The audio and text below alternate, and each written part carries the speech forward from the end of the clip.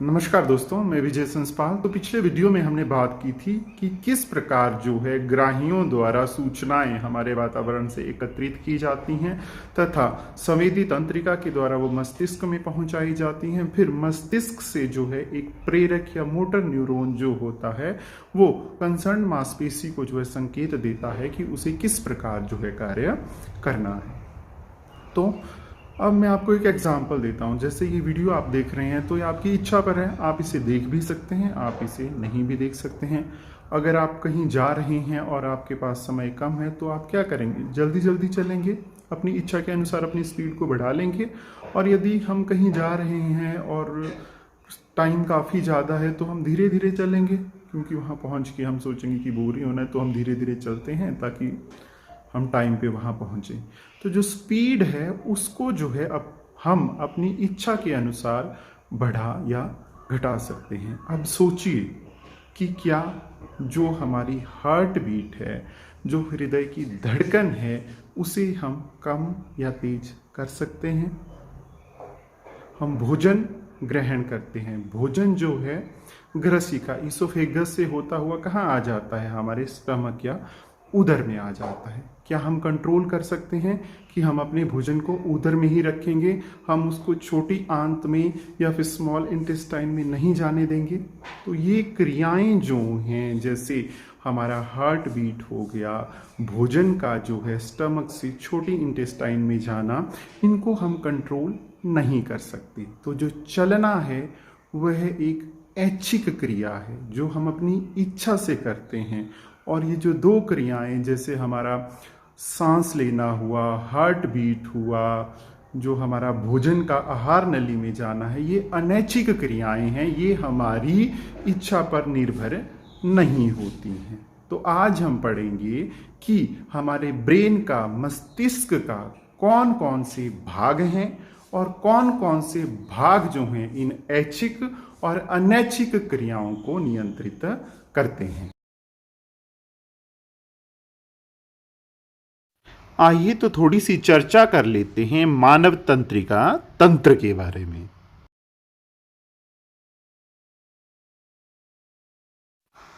मानव तंत्रिका तंत्र दो भागों से मिलकर के बना हुआ होता है।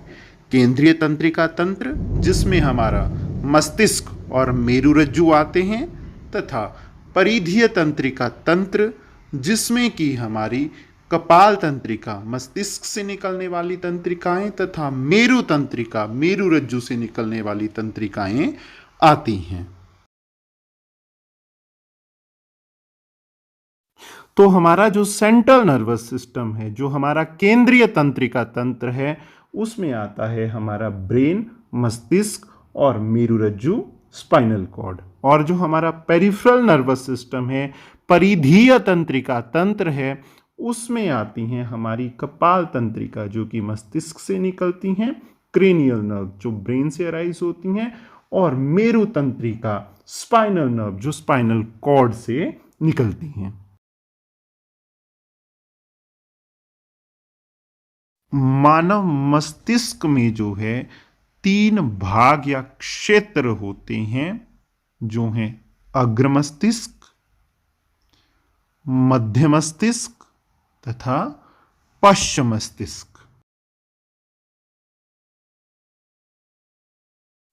अग्र मस्तिष्क या फोर ब्रेन जो होता है, मस्तिष्क का सबसे जटिल एवं विशिष्ट भाग, कॉम्प्लेक्स और स्पेशलाइज्ड पार्ट ऑफ ब्रेन होता है।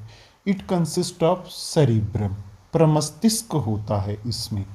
तो अब बात करते हैं अग्र मस्तिष्क के कार्यों की। अग्र मस्तिष्क जो है वो मस्तिष्क का मुख्य सोचने वाला भाग होता है। मतलब जो थिंकिंग के लिए स्पेशलाइज्ड है ब्रेन का पार्ट, वो हमारा अग्र मस्तिष्क होता है। और विभिन्न जो हमारे ग्राही हैं, वहाँ से जो संवेदी सूचनाएं हैं उनको प्राप्त करने के जो क्षेत्र हैं वो अग्र मस्तिष्क में होते हैं। अग्र मस्तिष्क में अलग अलग क्षेत्र जो हैं सुनने, सूंघने तथा देखने के लिए विशिष्टीकृत होते हैं। और अब देखो, इन जो हमारे ग्राही हैं उन्होंने सूचना किसको दे दी? मस्तिष्क को दे दी संवेदी तंत्रिकाओं के द्वारा। और इन संवेदी सूचनाओं या ग्राही से प्राप्त सूचनाएं जो कि हमें हमें हमारी जो सेंसेस हैं उन्होंने कोई इंफॉर्मेशन ब्रेन को दी, तो ये सूचना तथा पहले से मस्तिष्क में एकत्रित सूचनाओं का अर्थ लगाया जाता है। फिर इस सब पर आधारित एक निर्णय लिया जाता है कि अनुक्रिया तथा सूचनाएं प्रेरक क्षेत्र तक कैसे पहुंचाई जाएं, जो कि ऐच्छिक पेशी की गति जैसे कि हमारी टांग की पेशी नियंत्रित करती है। तो जो दूसरा कार्य हो गया वो हो गया ऐच्छिक कार्यों को नियंत्रित करता है और ये सूचनाओं को याद रखता है, स्टोर इंफॉर्मेशन, शरीर के विभिन्न हिस्सों से सूचनाओं को एकत्रित करना तथा उनका समायोजन करना। उसके बाद है भूख से संबंधित जो क्षेत्र होता है, सेंटर एसोसिएटेड विद हंगर जो होता है, वो भी हमारे अग्र मस्तिष्क या फोर ब्रेन में होता है।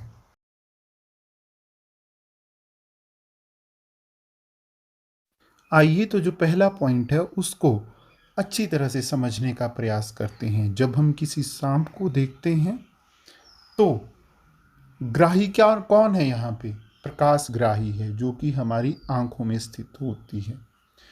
आंखों के द्वारा जो है सूचना कहाँ को गई? ब्रेन को गई। ठीक है, अब ब्रेन में पहले से इंफॉर्मेशन है कि कोई रस्सी जैसी दिखने वाली चीज जो हिलती है, अपनी बाइफोक्ट जीभ निकालती है, वो सांप होता है। तो जो नई इंफॉर्मेशन ब्रेन को मिली उसको उसने संबंधित किया जो पुराना हमारे पास में स्कीमा सांप का बना हुआ था। तो ब्रेन ने उस सूचना को जो है संसाधित किया कि सामने जो है एक सांप है और पहले से हमें इंफॉर्मेशन है कि सांप क्या करते हैं? काटते हैं। तो ब्रेन ने फिर प्रेरक तंत्रिका की सहायता से जो हमारी टांगों की मांसपेशियां हैं उनको सूचना दी कि भागो, नहीं तो ये सांप जो है हमें काट लेगा। आइए तो अब हम चर्चा करते हैं मध्य मस्तिष्क या जो मिड ब्रेन है उसके कार्यों की। तो जो मध्य मस्तिष्क है वो अनैच्छिक क्रियाओं को, जो हमारे इनवॉलेंट्री एक्शंस हैं उनको कंट्रोल करता है, जैसे कि चेंज इन प्यूपिल साइज, जो हमारा पुतली का आकार है उसमें परिवर्तन, सिर, गर्दन आदि की प्रतिवर्ती क्रिया, जो रिफ्लेक्स मूवमेंट्स होती हैं हमारी हेड, नेक और ट्रंक की, उनको भी मिड ब्रेन जो है कंट्रोल करता है।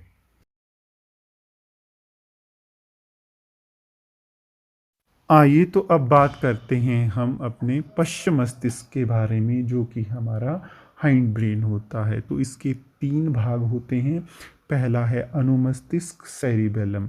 सेरिबेलम शरीर की संस्थिति तथा संतुलन बनाए रखता है, कंट्रोल्स पोस्चर एंड बैलेंस, जैसे ऐच्छिक क्रियाओं की परिशुद्धि को करता है। जैसे हमें पेन उठाना है तो उन चीज़ों को भी हमारा अनुमस्तिष्क जो है संतुलित करता है। जैसे हम घूमते हैं या नाचते हैं तो उस समय भी जो अनुमस्तिष्क है वो हमारे शरीर को संतुलित करता है, हमारे शरीर का संतुलन बनाए रखता है। दूसरा भाग है हमारा मेडुला, जो कि अनैच्छिक हमारी जो इनवॉलेंट्री एक्शंस होते हैं उनको कंट्रोल करता है। जैसे हमारा रक्तचाप हो गया, ब्लड प्रेशर हो गया, सलाइवेशन हो गया, थूक का आना, वोमिटिंग, वमन जो हम उल्टी करते हैं उसको। ठीक है, तीसरा भाग है हमारा पॉन्स। पॉन्स जो होता है इनवॉलेंट्री एक्शंस, अनैच्छिक क्रिया, जैसे श्वसन का नियंत्रण, रेगुलेशन ऑफ रेस्पिरेशन करता है। आइए तो अब चर्चा करते हैं मस्तिष्क और मेरुरज्जु की सुरक्षा के बारे में। मस्तिष्क एक हड्डियों के बॉक्स में अवस्थित होता है।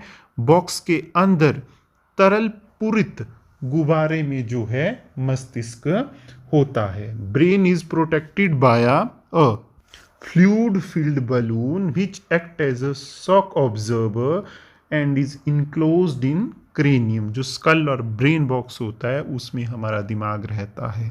तो जैसे हमारे पास कोई कीमती चीज़ होती है ना, उसको हम छुपा के तिजोरी में रखते हैं, उसी प्रकार जो ब्रेन है वो हमारे शरीर के लिए क्या है, बहुत कीमती है। अतः यह मस्तिष्क जो है हड्डियों के बॉक्स में अवस्थित होता है।